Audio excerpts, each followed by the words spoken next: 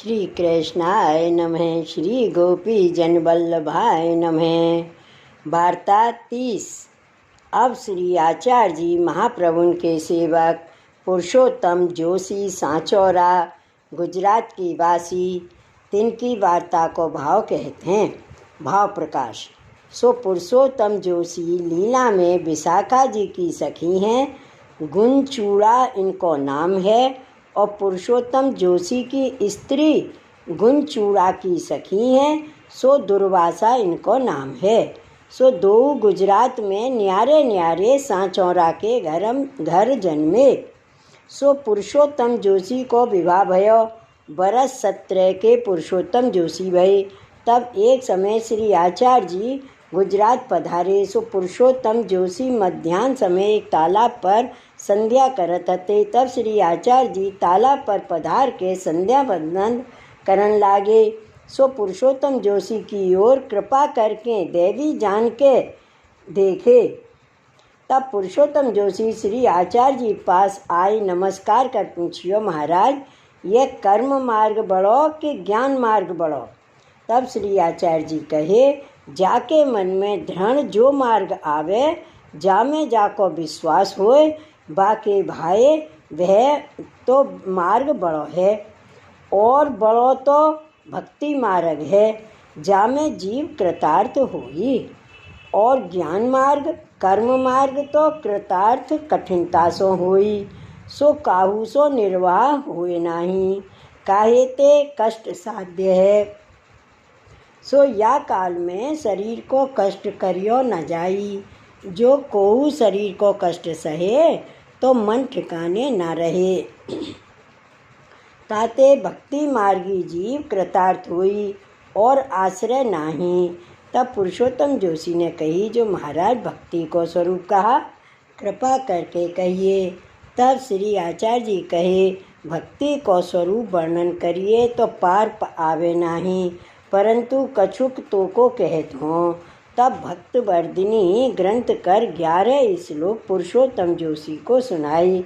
सो यह उत्तम अधिकारी है ताते सगरो बोध हुए गयो। तब श्री आचार्य जी को दंडवत कर विनती किए, महाराज इतने दिन हम कर्म मार्ग में पचमरे परंतु कछु हाथ आयो नहीं, वृथा जन्म गमाए।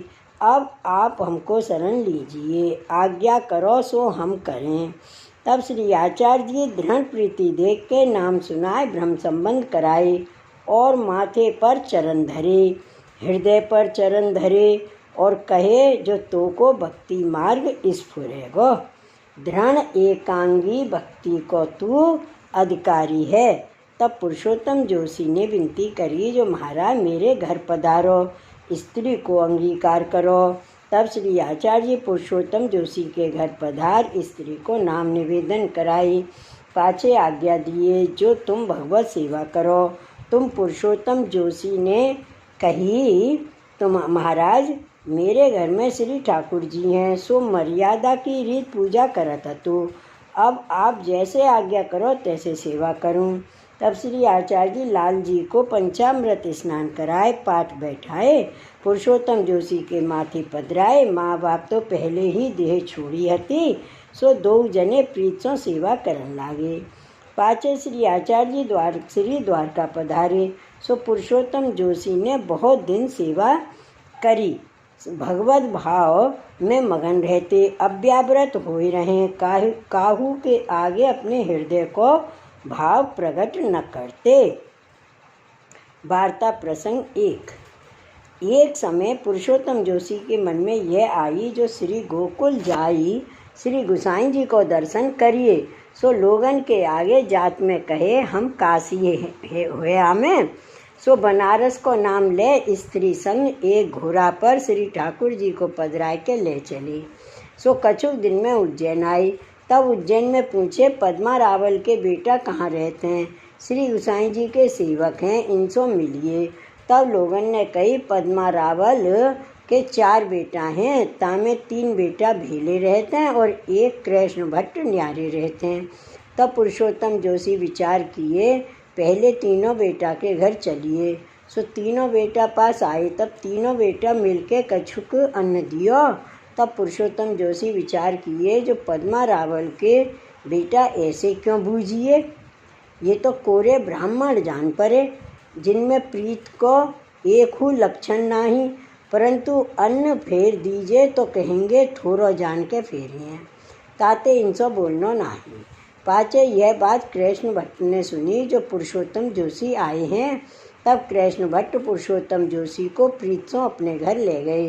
सुंदर सामग्री कर श्री ठाकुर जी को भोग धर, पुरुषोत्तम जोशी को इनकी स्त्री को प्रीत से महाप्रसाद लिवाई।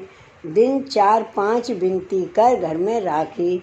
तब पुरुषोत्तम जोशी ने कही, पद्मा रावल को बेटा खरो ऐसे ही चाहिए, और 3 बेटा तो थोड़ो सो अन्न दियो, जामे भूखे रहे। पाछे पुरुषोत्तम जोशी चलन लागे। तब कृष्ण भट्ट इनके संग चले।